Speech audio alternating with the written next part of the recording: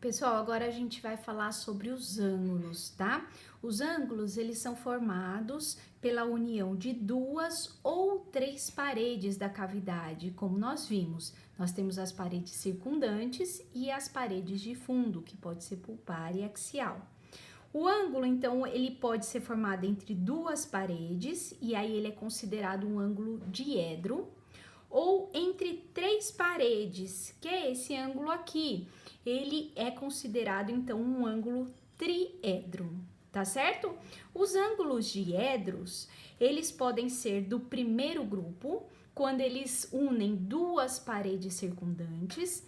Eles podem ser diedros do segundo grupo, quando ele une uma parede circundante a uma parede de fundo, e ele pode ser do terceiro grupo, quando ele une duas paredes de fundo. Então, nós vamos começar com essa cavidade simples, tá certo? Então, vamos começar aqui. Aqui nós conseguimos ver 4 ângulos diedros do primeiro grupo, tá? Que é formado entre duas paredes circundantes. Então, aqui a gente tem um, aqui a gente tem outro, aqui temos outro e aqui temos outro ângulo diedro do primeiro grupo, certo? Aqui no fundo, nós temos a união de uma parede circundante com uma parede de fundo.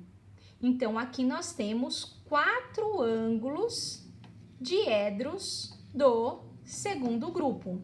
Nessa cavidade simples, a gente não tem a do terceiro grupo, nós já vamos ver, certo? O ângulo, ele vai receber o nome das paredes que ele une. Então, por exemplo, aqui nós temos a parede circundante palatina e aqui nós temos a parede circundante distal. Então, esse é um ângulo diedro do primeiro grupo, disto-palatina. Aqui nós temos um ângulo diedro do primeiro grupo, disto-vestibular, certo? Aqui um ângulo diedro do primeiro grupo, vestíbulo mesial ou mésio vestibular, tá? A ordem, né, do nome das paredes é indiferente, certo? Pode ser mésio vestibular ou vestíbulo mesial, tá certo? Então, aqui nós vimos os ângulos diedros do primeiro grupo. Do segundo grupo, nós temos a parede de fundo pulpar e nós temos as paredes circundantes. Então, esse ângulo é um ângulo diedro do segundo grupo, tá? É pulpo palatino.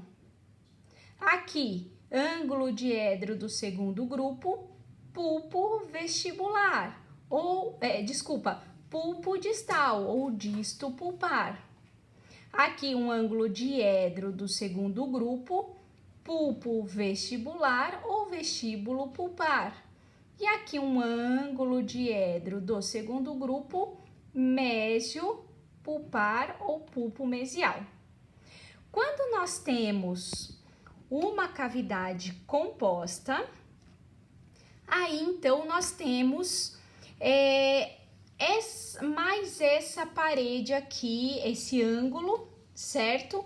Diedro do primeiro grupo, porque é formado entre uma parede circundante e a outra parede circundante. Essa parede circundante é palatina e essa parede circundante é a gengival. Então, gengivo-palatina ou palatino-gengival, tá certo? Então, nós temos um ângulo diedro do primeiro grupo, outro e outro. Então, são 4 ângulos diedros do primeiro grupo. Ângulos diedros do segundo grupo, nós temos 1, 2, 3, 4, 5, 6. Então, vamos lá? Esses nós já vimos, certo? Aqui nós temos um ângulo diedro do segundo grupo, axo-palatina. Aqui, axo-gengival. E aqui, axo vestibular. Tá certo? Aqui, pulpo vestibular, pulpo mesial e pulpo palatino. Tranquilo? E nessa cavidade, nós temos ainda o ângulo diedro do terceiro grupo, que é formado entre duas paredes de fundo. A parede de fundo pulpar e a parede de fundo axial. Então, esse ângulo diedro do terceiro grupo é denominado axo pulpar. Tranquilo, pessoal?